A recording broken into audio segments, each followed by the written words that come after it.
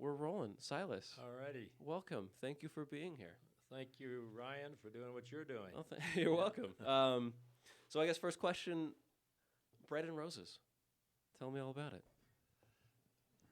Well, it actually started 20 plus years ago. I bought a sailboat, and the name of that boat was Bread and Roses. And I always wanted to change a name. I kind of hated the name. People would look at me and point when I was at anchor, usually younger people. I never knew what Bread and Roses meant. And then, about 10 years after, I discovered the naming, the meaning of Bread and Roses. Mm-hmm. Up to that time, I was always going to change the name, but it would have cost $85 to the Coast Guard because it's a U.S. documented boat, and I'm too frugal to spend $85 just to change the name. My wife, 10 years later, after having the boat, I was sitting on the couch at home, and I heard a labor union person talk about bread and roses. I said, Okay. Didn't they just say bread and roses? Then I looked it up, and there's tons about bread and roses, and it goes way back to 1910, women's suffrage and poor conditions in industry, woolen mills and that thing. And it was kind of like it started out more of a union type song. It was their theme song. Okay, yeah. Well, then I kind of liked the name. Not that I'm not a union person necessarily at all, but I see what I watched quite a few old interviews done with that group and realized what they were trying to accomplish, and then it's just basically how I feel about life and how people should treat each other. Okay. And that's what. So anyway, the name Bread and Roses I have on my wall that I built a gymnasium here in Florence, and I got 3 signs up that says Bread and Roses and Montana. Mm-hmm. I saw that, yeah. Yeah. And anyway, that sign kind of is not necessarily a mission statement, but a general idea of what I'm trying to do there. And Okay. bread simply means, in my opinion, it means you have enough funds either through barter or trade or wages to pay for medical expenses and education for the children and food and some vacation time, and have enough finances to have a little savings, and then to have a realization that if you make extra bread, you can use it to help others that may need help, whether it's a individual or some kind of organization. So Okay, that's yeah. what bread means to me. And roses is basically meaning having interest in community and family and friends and taking time out to spend with others. And under the idea of roses, it also benefits yourself to work with others, and your health is better, longevity is better when you do a little volunteer work, and that's all under roses part of it.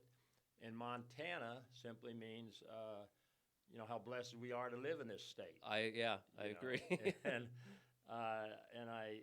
it says we should be good stewards of the land, and I think that's going to have ramifications more than ever as this environmental or energy and global warming thing comes around. And again, I'm not sure I know where I'm at with the global warming, but I think Sure. there's a real issue there. Oh, So- there's definitely a resource utilization and space issue. That's for sure. I'm not sure what you meant there by space issue. Well, in terms of how we utilize our spaces. Oh, yeah, okay. Well, anyway, that's what Bread and Roses Montana is generally the missions, somewhat the mission statement. Mhm. Now, what I'm actually designing the place to be, not designing is not the word, but developing it to be a place where you go there to get a little exercise in various ways. Pickleball is one, but there's a whole lot of other things we'll be doing there. Yeah. As we get the youth center going, it's something I intend to get going pretty soon. So the exercise is part of it. A big part of it is the social, the need for social people looking each other in the eye instead of through a Zoom or through or just For sure, or whatever. And so the social is very important, and to see people having fun and enjoy each other, and you know, and the other nutrition is the other thing that is very important to me. We got to make major changes in nutrition. Yeah, you used to run a sort of kitchen in Missoula, correct? Yeah, I had that for almost 30 years. And, Okay. we started that in 1970 approximately. Wow. So it's 50 years ago. And when I opened up in Missoula, it was always almost like a nonprofit business. It was a sole proprietor, but we never made any money. My prices were always very low. But I was very firmly convinced of what I wanted to do there, the kind of place I wanted to have. I had just completed my master's thesis in chemistry and biochemistry, and I wrote my nutritional thesis on vitamin C from the University of Wyoming. This was back in 1970 or so. So I had an interest in nutrition after that thesis, but even prior to that, I had quite a lot of interest in nutrition. So when I opened the place up, it was way, way, way ahead of this time in Montana. To give you some specific examples, to start with, the food was just basic food, nothing weird. I mean, it was vegetables, salads, some meat, some chicken, some fish. So it was pretty ordinary food, but no junk food of any kind. And specifically, this is back in 1970, I never served a carbonated beverage, a sugary beverage of any kind to anybody, child or adult. And if you've been in the restaurant business, you know that's big money selling that pop. That's true, yeah. That's where you make your money. Yeah, that's where you make your money. And there's nothing to it except high fructose corn syrup and sugar and just pure, actually poison is about what it is. So I wouldn't do that. We never had a deep fat fryer at our restaurant. Probably the only place in Montana without a deep fat fryer. Probably the only place in Montana that didn't serve pop. I'm inclined to believe that, yeah. And nor did we ever serve desserts there, ice cream, pies, and stuff like that. Again, mainly because of the sugar part of it. Now, I like all those items. Well, we're programmed to, right? Yeah, we are, and that's a big thing. Anyway. Another thing I did, which is pretty crazy, is when they had this no smoking ban across the country, secondary smoke, and you may not be aware, but Missoula was one of the leading cities in the United States, either the first or second city in the United States to institute a no smoking ban. I do kind of remember this. Yeah, this was when I was a teenager that this started happening. Yeah, and I was always very adamant about that. Yeah. About my kids being around smoke. I smoked when I was a teenager.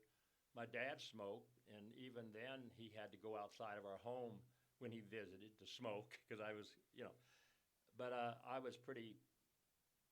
So I basically, at least 10, 12 years before anybody in the state of Montana did this, I had no smoking at our restaurant, our little restaurant. And we would have people come in, a party of 6, turn around and walk out because somebody had to have a cigarette during their meal. Yeah. And that was pretty hard to take as a business person, but my convictions were real strong there. So anyway, about 12 years after I started the no smoking ban, initially for the first few years, 5, 6 years, there was smoking. And then I said, no more of this. And then they started a group that they invited me to become a member of. It was like 2 or 3 doctors, the Heart Association lady and the Missoula nutritional lady or whoever, health department lady, and we would meet, the 12 of us, in the formulation of this plan, the no smoking ban, so to speak, for Missoula. And there would be city council meetings I would go to when they discussed this ban, and I'd actually jump right into a city council seat because it was vacant only. They would allow me to sit there. I was the only business person that was on this group, by the way. And because at the time that was pretty controversial. Everybody thought they'd go out of business if they started if they started banning smoking. Yeah. So anyway, I real strongly was behind that. The Missoulian would put my editorials right ahead of everybody else, and run articles. And actually, KPAX television, I think it was Joe Valley, came out and did an interview Oh wow.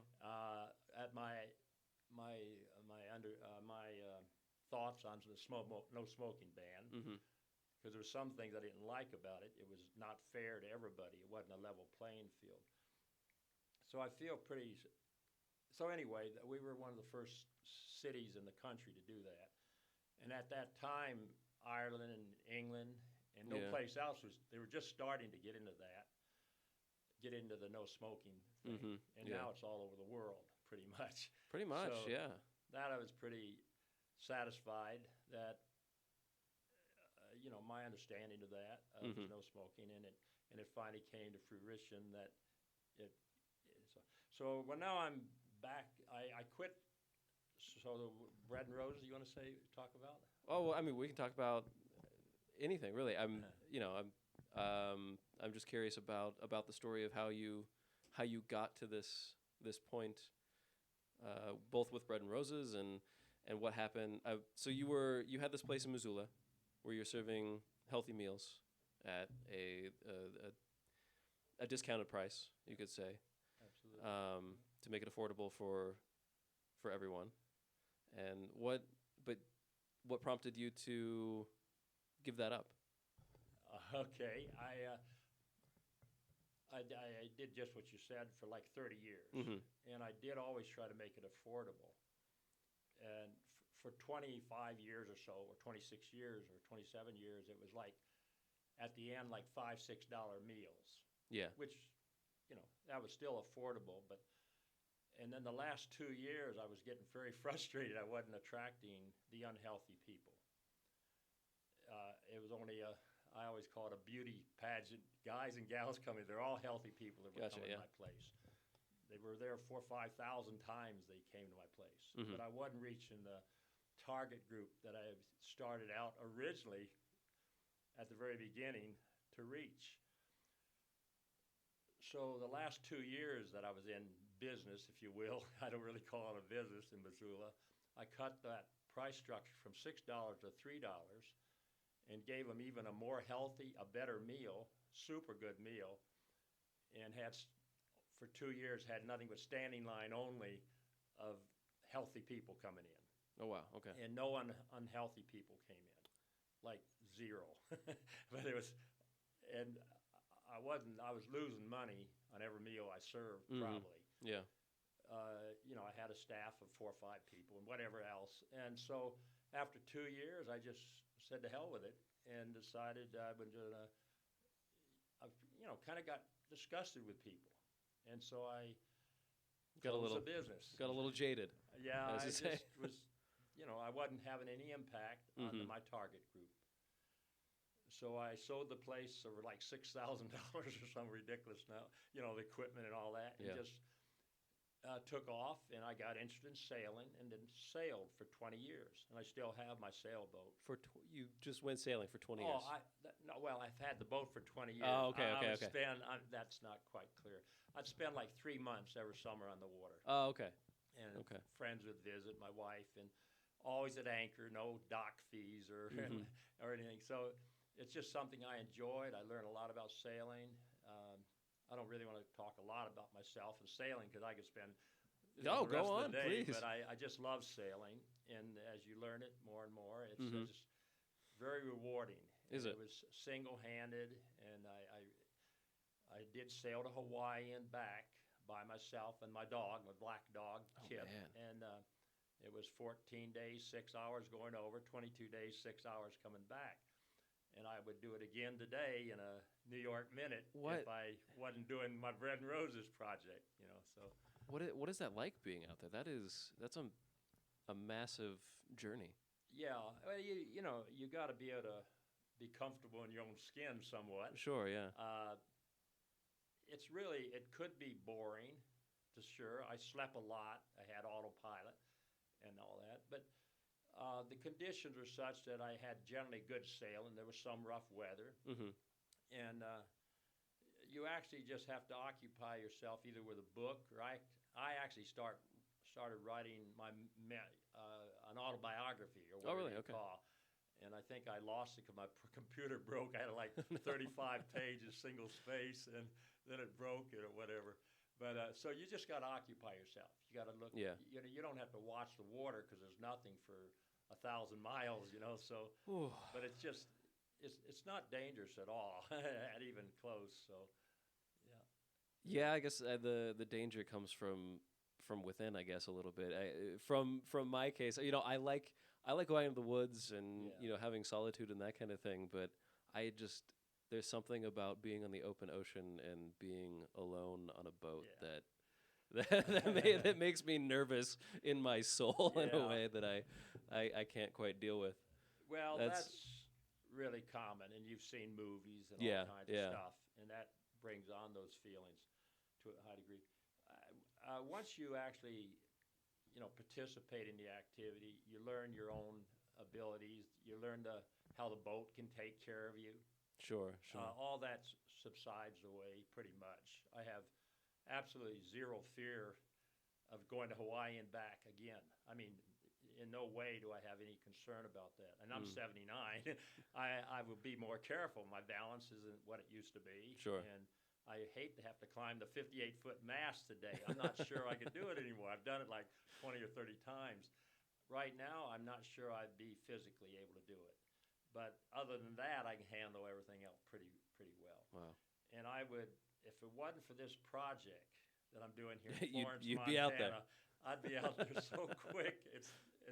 That's why I can talk forever about sailing. I just Well, love it. The okay. fishing, the whole 9 yards, everything about it. Well, I guess that speaks to how important this project is then that you're Oh yeah, yeah. It's mighty important. I don't want to get teary eyes because when I think about it, it is so important to me.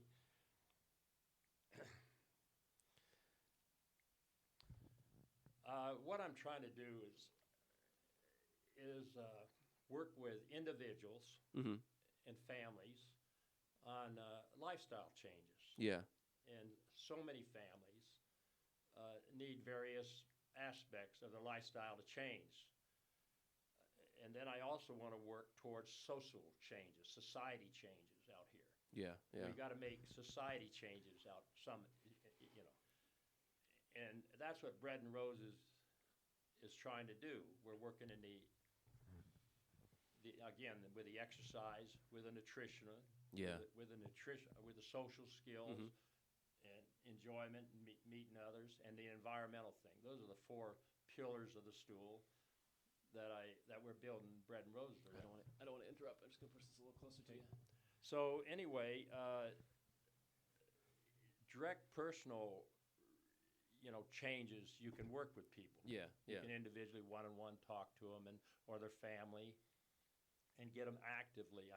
That's what I'm doing right now. It's working pretty well. I mean, I'm bringing not so much families, but people are coming in, playing a little pickleball and Mhm. laughing, and it's terribly rewarding because they're getting out and just really enjoying each other. You can just sense it. The vibes are It's- incredibly positive. Yeah. It can be things far more than just pickleball. It can be board games too, so it's not just pickleball, but that happens to be what I'm doing now because I'm kind of working towards getting the deli, the nutritional part of the project going. That's where the nutritional part will come in.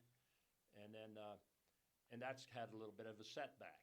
And it should be up and running maybe next September, October, hopefully, Of 2023 or 2024? of 23. Oh, okay. Yeah, actually, I've had the facility, the kitchen, everything ready to go for 2 years. Yeah, And yeah. I just have some setbacks, Mhm. and I'm working through them. Not personal, but it has to do with, the bureaucrats a little bit. Through the county, Through the county, because of and this, that, the and the other. the And department. they're all good people. They're just have what rules they got to follow. So Sure. you You know, and working in the real estate industry, I understand Yeah. the frustration that can come with the Department of Environmental Quality in Yeah. the Ravalli County. yeah. They- well, that's just the way They it they is. well they I mean they have a lot of work ahead of them. Yeah. This valley has grown significantly and quite quickly in the last several years, and it's a big problem to manage. But yes, I agree with you. There is you're kind of working on this like trifecta of nutrition and exercise and community, and Society, yeah. Social. these things are.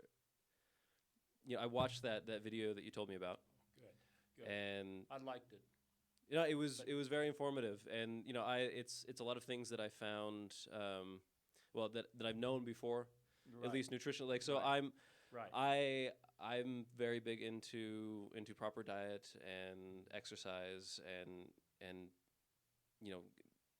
building a system of in your life that is beneficial to your life, right? So, eating well, getting exercise, getting outdoors, having people in your community that you interact with in a healthy and often in fun ways. Right. And these things have become. It's always been something that's been important to me, especially nutrition and exercise. Even from when I was a teenager, but in the last couple of years, especially since the pandemic hit, it kind of put it into a new light for me, and how important it is to eat properly, and it's led me to be a lot more discriminatory about the things that I eat as well. And this video, if anybody wants to watch it, I'm going to post it in the comments or in the description in YouTube, and see if I can link it up in Spotify as well, because it's really informative, and it's a very interesting look on metabolic disease in this country. Yeah, the fella that does the video is Dr. Robert Lustig out of the University of California, San Francisco. And if you want to spend some time, you look up his credentials, and he's just been really, into about everything, and just an incredible person. He has actually like 30 or 40 videos. I just stumbled. I've watched several of them, but the one that Ryan's talking about was done at the Montana State University. At the Museum of the Rockies, I believe. Museum of the Rockies, back in March 12th, 2018. And that was 4 years before, that was a couple years before COVID, and 4 years ago. But what he says in that video has just gotten far worse. Oh yeah, conditions yeah. are far worse. It is incredible to, even before watching the video. Like I've been, like I said, I've been very adamant about checking the things that I eat and what's in them, and it is so hard to find food that doesn't have added sugar in it anymore. Yeah. It's incredible. Like jerky has the second ingredient is sugar. Like, I can't go to I can only buy a few items at the grocery store anymore, because it's like bananas, peanut butter, like just peanut butter, not the Jif stuff, and kefir and cheese, and that's basically all I can buy at a grocery store anymore without. Sugar is definitely a big time factor. And Dr. Lustig, that was his claim to fame, where he got started with a thing called bittersweet and on and on. But it's far more than just sugar. It's the whole processed food thing. Yes. And a lot of it does have sugar. Some does not have sugar, and it's still lousy stuff to eat. Oh, yeah. So our whole, a lot of people's diet has just got to change drastically from the fast food, just all the way through. And we could go on forever about this. And people can do, of course, individual research on it. But there's not much actual talk about changing the diet out here. Well, there's not much talk, and it's not necessarily an easy thing to access either. When you look at it, the price per calorie of eating certain foods, it's also an economic issue, right? Because absolutely, you go to the grocery store and you spend $1, you're going to be able to get 500 calories in processed food, or maybe 150 calories in something that's natural.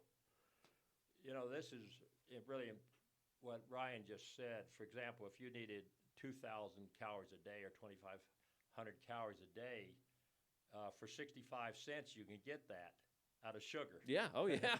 But to get that out of wholesome food, it'll probably cost you $4 or $5. And I think that's what Ryan was just saying. And to make food, and that again is what Bread and Roses is going to be doing. and we're going to be using basic foods that are nutritional, Mm-hmm. and we're going to basically run it more like a deli, Okay. 1 pound containers, not and I'm pretty much running it as a nonprofit. I'm trying to cover basically the cost of the food, the gas, and no coverage of gas, electricity, rent, or labor, Mm-hmm. just the food costs. So, and I'm not trying to put other restaurants out of business at all. That's not my goal. I'd like to see other restaurants change a little more and start offering more and more nutritional products. Sure. And that will occur as the demand, Yeah. as a popular Yeah. demand. Let me just say something like societal changes, just Mm-hmm. real quick. Yeah. I Absolutely. mean, it goes way back, like Bread and Roses was way back when women's suffrage and women didn't even have a right to vote then. So that was a societal change back in 1910 or whenever that occurred. Then later on, President Johnson came out, and there was some societal changes with civil rights. Those are major societal changes. Then, like 40 years ago, they started to come out with safety belts or seat belts in cars Yeah. and bicycle helmets, and that was a societal change.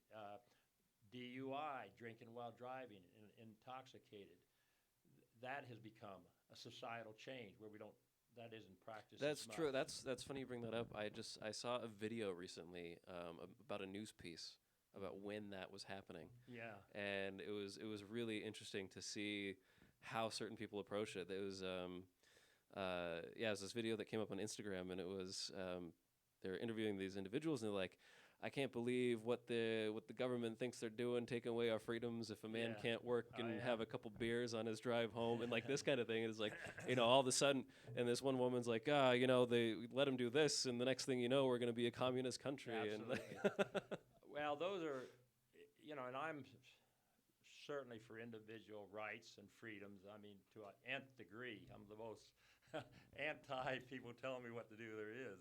Sure. But there's some things that are important, I think, to kind of at least make people aware of. Another societal change is smoking, which I already talked about. yeah, 40 years ago, everybody smoked. It was a cool thing to do. The Marlboro Man, you name it. oh yeah, your doctor smoked even. Yeah, your doctor. You know? Yeah, so those are societal changes, and I want to work towards some societal changes too. Mm-hmm. And but they're going to be like the nutritional thing. We've got to make major changes in our diet. Oh my goodness, yeah. I mean, and I don't want to sit here and tell all the negatives about childhood obesity is now 25 million kids with childhood obesity or overweight, where 30 years ago it was 1/3 of that. Yeah. And see, Yeah. now Montana happens to have a very low childhood obesity rate compared to the rest of the country. Do we? We're one of the- I didn't know that. yeah, we're one of the very lowest, and I'm not sure why that is. But I just want to say, hey, let's be aware it's getting worse and worse throughout the country, and it's going to hit Montana children more and more. I mean, we need to be aware of how to take care of our children. The obesity rate in adults is the same thing. Yeah. We need to face up to that. But even people that appear to be healthy and not obese, they're unhealthy too. They have metabolic diseases, cancer and diabetes too. Yes. So it's not just overweight people that are causing a problem to our healthcare system. But the thing is, there's got to be changes made, and that's a societal change. And I think I think Dr. Haskett said maybe a third of the way there. We're starting to becoming aware a little more of the value of good nutrition and less sugar and less processed food and on and on. But we're a long ways, and someday eating this crap will become not frowned on. More. Yeah, I can only hope so. Honestly, I can only hope so myself. It Yeah. really it breaks my heart a lot of times when I see, if I'm at the grocery store or I'm just out about town and I see teenagers just, they've got these 16-ounce cans of Red Bull and that they're drinking, and it's like you're young, you shouldn't be needing extra energy. and that thing is mostly sugar Yeah. as well. I mean, it's basically from a young age, it's so forced upon Oh us yeah. to And consume it. even in the birth canal, it could be transferred over to the infants. Yes, Not infants, that but that blew my mind yeah. in that Now in that that I've video when he brought that up, yeah. that sugar, the diet of the mother can cross the placenta and Yeah. affect the child, and they Yeah. can come out more or less Yeah. addicted to sugar already, and it's it Yeah. just it that gave me pause because it really notes how much of a drug that refined sugar is. Absolutely. Again, I don't want to just put all this on sugar, but it's a big factor. But there's other things when you talk about children, and I hate to even go into this, but we're like, I think, the third worst in the country as far as youth suicides. Montana is. Montana is. Really? Yeah, I think we're the third worst. Again, that goes back to what's the causes of this? Of course, everybody's hearing more and more, and this is another societal change Yeah. about the use of the smartphones and fast Facebooks and Yeah. TikTok. Oh yeah. I mean, we're just seeing the tip of the iceberg how serious this is Mm-hmm. on the people communicating with each other and how we're losing that to a high degree, not making eye-to-eye contact and on and on. And this is just part of the youth problem. But Yeah. the poor diet, like you say, the bunch of pop and sugar and all that, that doesn't help. And there's just a lot of factors. I don't claim to understand all the Oh problems. yeah, it's but definitely a multitude. It's a multi-front assault basically on us as individuals and people, and the poor diet, both poor consumption of food, poor consumption of media, lack of community. I can't remember who said it, but it's we went from being together to being alone together basically. Exactly. Well, anyway, there's quite a few factors that enter into the reality. Is a lot of relatively unhappy people out Yeah. here, Oh yeah. and young kids, even older folks. There's lonesome and depressed. A Mm-hmm. lot of people. Now that's not everybody. A lot of 70% of the society's fine, but there's a good big chunk out here that's in kind of rough shape and needs Oh to yeah. make Oh yeah. changes. And that's where Bread and Roses is going to come in. Just give them a venue, rub shoulders with others and laugh and be around some basic food stuff Mm-hmm. and get a little exercise. All this stuff is just I think we as a country we're just in pretty rough shape. The United States is uh, with our general health. I mean you can research that all you want. Oh That's, yeah. and that's Yeah. for I sure. agree. I agree. And we got the potential Mm-hmm. to be by far we got the best time in the history of mankind with the doctors we have and the food stuff that we have potential to use, the freedom to do all kinds of exercise and other activities. Yeah. So and to be we have a lot of opportunities to be very very healthy and happy, but we've we've made so many habits that don't lead us in that direction. Yeah. So, too much, in front of the TV, action movies or video games and on the smartphones. And this is not only kids, this is adults too, are suffering the same problems as youth. And Mm-hmm. again, without the communication, the social, there's just definite evidence that shows that's not healthy to be. Oh, absolutely. Yeah, Isolated no, and like it's that. definitely not kids either. I mean, I'm gonna be I'll be 35 in July, and it's part of my generation as well. We're not children. We're adults, and it's a significant portion of my generation is also affected by this, both poor diet and no physical activity or lack of physical activity and isolation. Communicating only through their computer or through their smartphone, and not a lot of social interaction in person to person.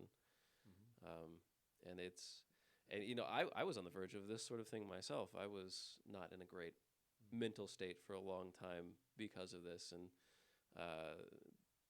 part of it was, I mean, it was kind of this breaking point during COVID of something has to change, and I really have to get my health in order, both mentally and physically. And it luckily I was in a place where I was not confined to my apartment or something like this. I did have a community that I could interact with during that time, and it became very evident how important it is to have these social interactions. Because I think that's an issue too, right? Is like some people just don't quite realize it, that you really need the community aspect as well. That's again really been proven beyond doubt. The community and volunteerism can help you a lot too for your own happiness and contentment. But absolutely, that's all so important. And there's little opportunity really for people to get together in community.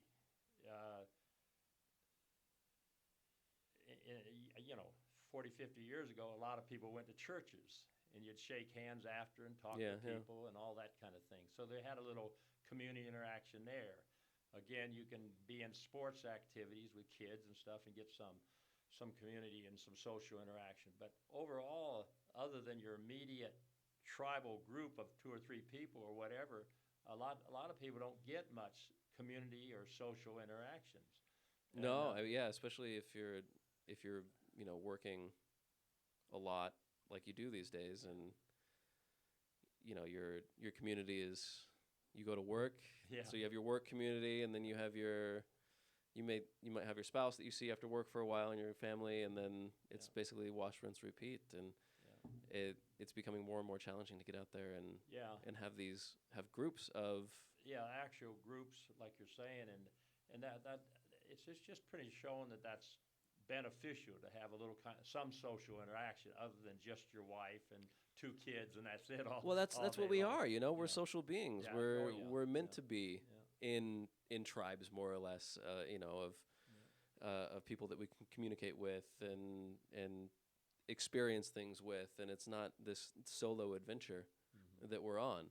We are meant to have people around us. Yeah, and I think that just has a lot to do with making people feel better about themselves, have a more happier environment. So it's all very important stuff there. So that's what Bread and Roses is all about, and that's what we're trying to do. I would like to see it almost as the little deli thing, the gymnasium and the youth center all be pretty much free of charge, and that's going to require, of course, some donations to cover the costs. And that's been my direction as far as, I don't really want to call it a business, because it's not a business at all. It's just something that I want to do with the last 7, 8, 10 years of my life, is give an opportunity for people to be around the nutrition, the exercise, the social, and just to make it available. Make it available to people, and right now there's not really too much you can do. I mean, exercise can be done right in your backyard or taking a walk up in the mountains. So that's motivation. We're lucky here that we can just we got mountains and tons of trails around here that you almost have no excuse in this area not to get some form of exercise. It's just a matter of encouraging people to develop that habit. Yeah. A lot of people have flat, they just sit around in front of the television. Oh, there's a definite motivational issue at hand as well. And all this is basically habitual changes that needs to be made. I mean, you can make that decision to eat that sugary donut or eat an apple, for example.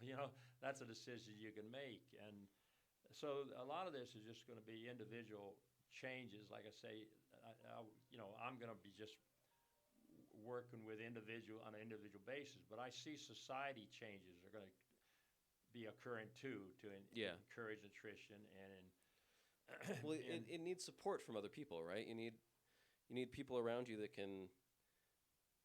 that are also going through this journey to be able to tell you that, yes, I know it's difficult to not go after the donut, to not go after the candy bar, it might not bring the same dopamine rush to your brain as the apple does, Yeah. but long term, Long term, your it's happiness it's will gonna be be better. yeah, it's gonna be Yeah. a much Yeah. better outcome. Yeah. And so that's what I'm trying to do is be part of a solution in a very small way in the valley. But overall, this is societal changes that's got to occur.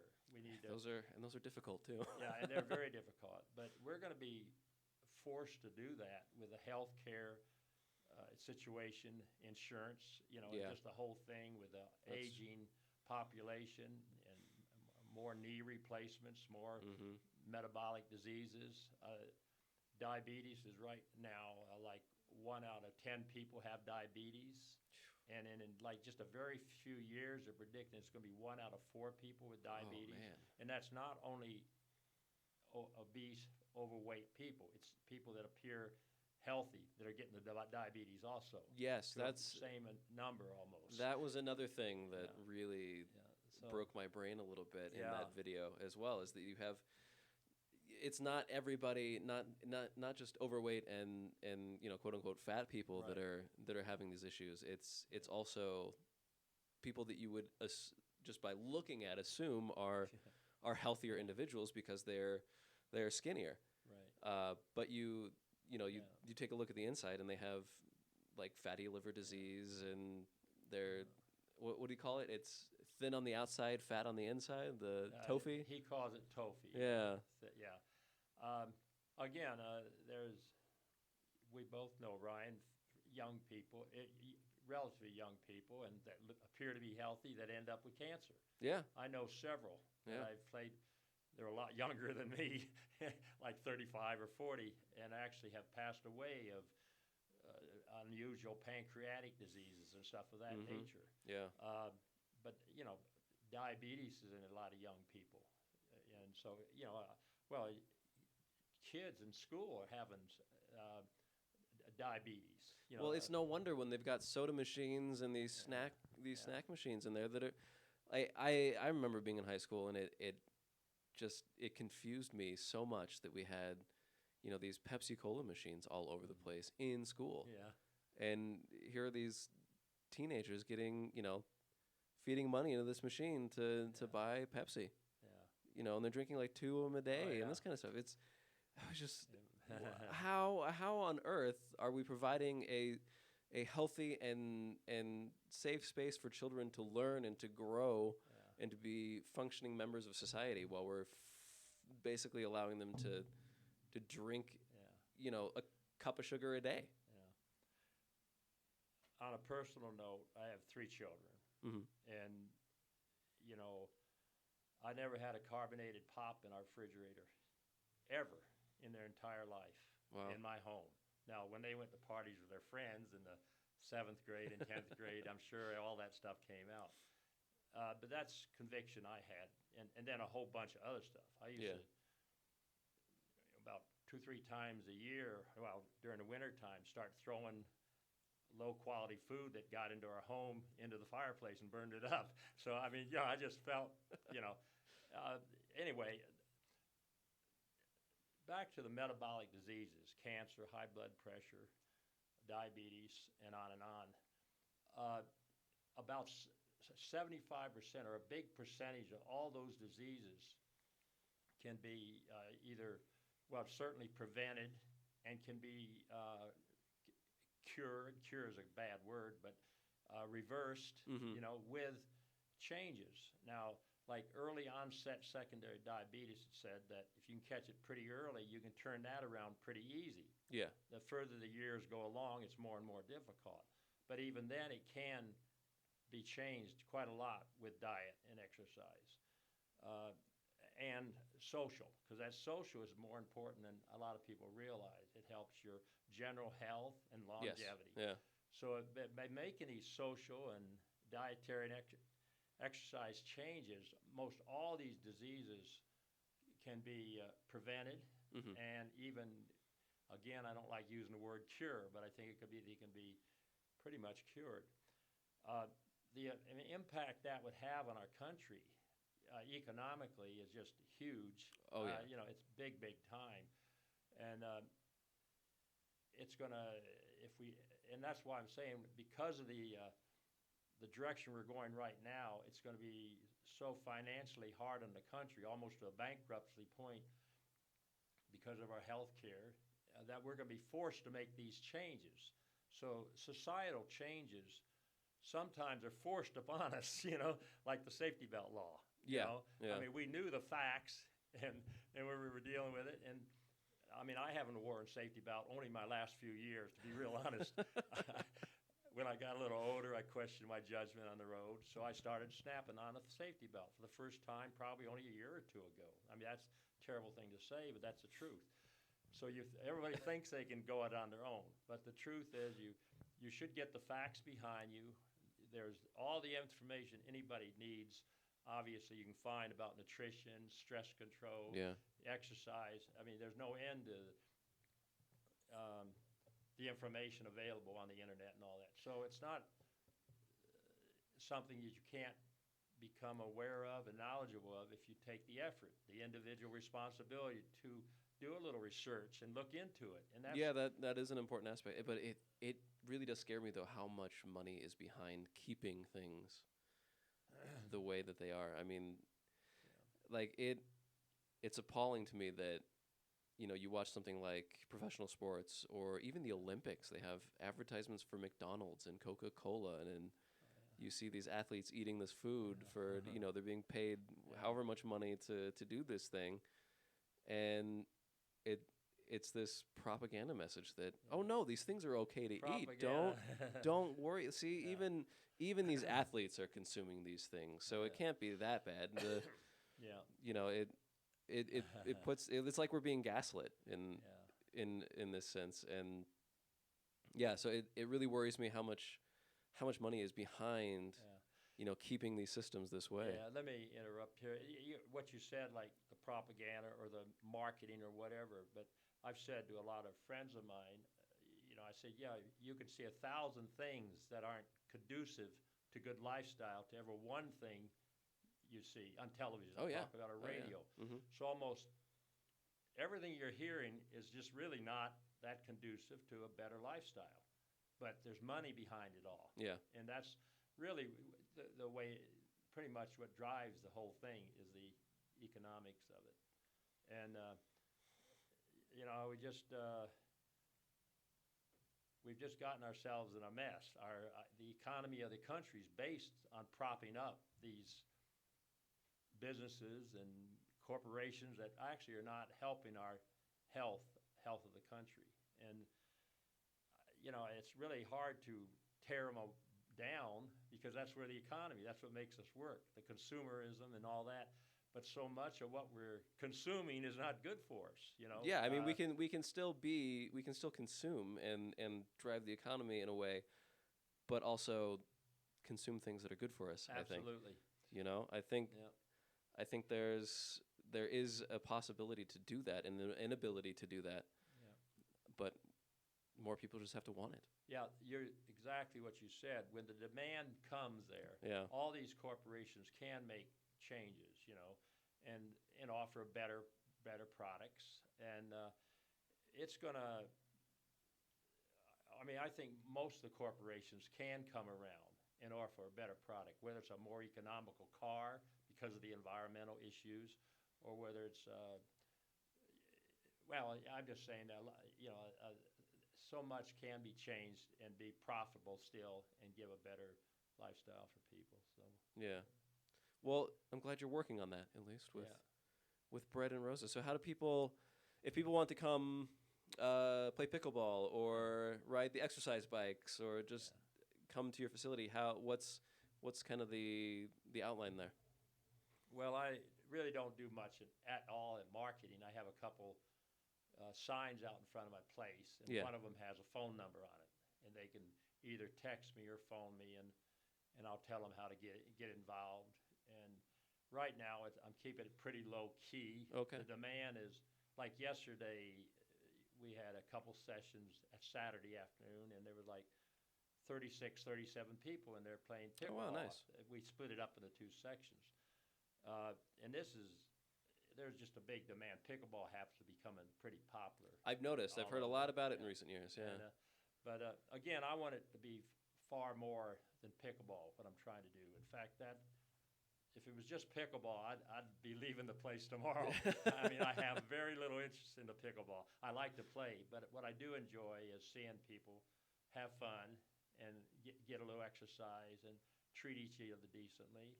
And then I want to bring the nutritional in as soon as I can. Yeah, I hope that.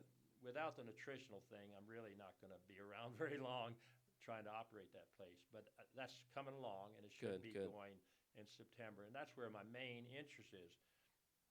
Again, I see very few places in promotion of healthy diet.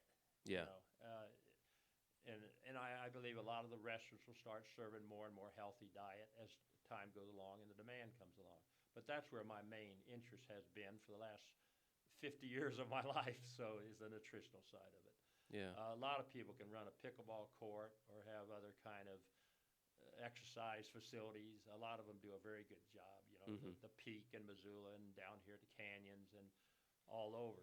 But there's few places promoting the nutrition like I'm going to do, Yeah, And I'm not trying to make it affordable for people. So almost anybody can make the change, not only for financial reasons, of course, that's part of the motivation, but also mainly for the nutritional reasons to make changes. So, and it can be done, and I'm excited about getting that going. That's the last part of this Bread and Roses that I need to get finished up on. So. Awesome. Well, I hope everything comes along as it's supposed to. I know it's taken a lot longer than than you've wanted, but yeah, I hope that from here on out runs smoothly and it really comes together.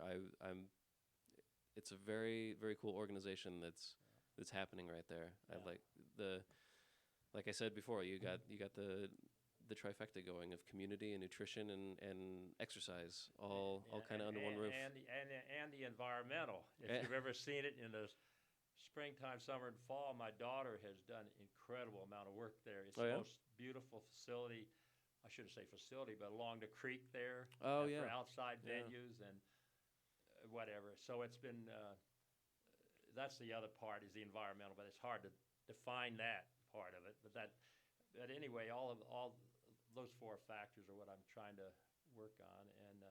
And we've had a lot of response. We've had, it didn't charge anything at all to use the facility for quite a while. We had memorial services there. The Florence Junior Prom was held there.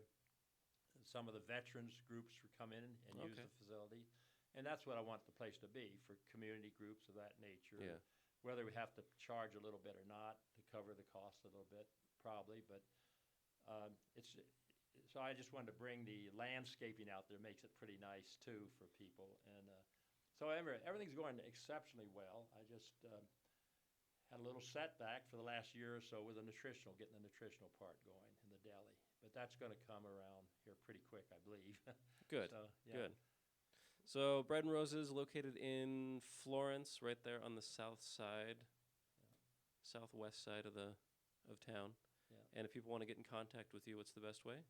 The phone number most people are using is 406-239. I don't even remember. 239. What is my phone number? I don't know. I have a blank right now. But you basically text or phone me, and then I'll try to. If you want to play pickleball or learn about it, we'll just fit you in one of the groups, and everybody has, pretty good time. I'm trying to find it myself. I can't find it. I'll put it up on the thing as well, and we can. I think it's 369-2510. I believe it is. Is that what it? 406-239 369 2710. Okay. All right. So officially, if you want to get in contact with Silas and play some pickleball, give him a call at 406-369-2710. Go check out Bread and Roses. Do you have a website? My grandson and daughter put up something called Facebook. Okay, but so if you look up Bread and Roses Montana, you have to put Montana. You'll get that Facebook, but you can also see a whole lot of other little TV things that were done on what I'm Okay. trying to do, and big-time newspaper articles. big Excellent. Full page. So you could get a kick out of Perfect. reading some of that, maybe. Perfect. Well, Yeah. Silas, thank you so much again for being here. I appreciate you coming down and taking the time out of your day to do this. Well, you're a great guy, Ryan, and I really appreciate what you're doing for the community in the Thank you. valley here. So good luck in the future. Thank you, sir, and you as well. I'd love to have you on again. And yeah, thanks for being here. All right. Bye, everybody. Okay, take care.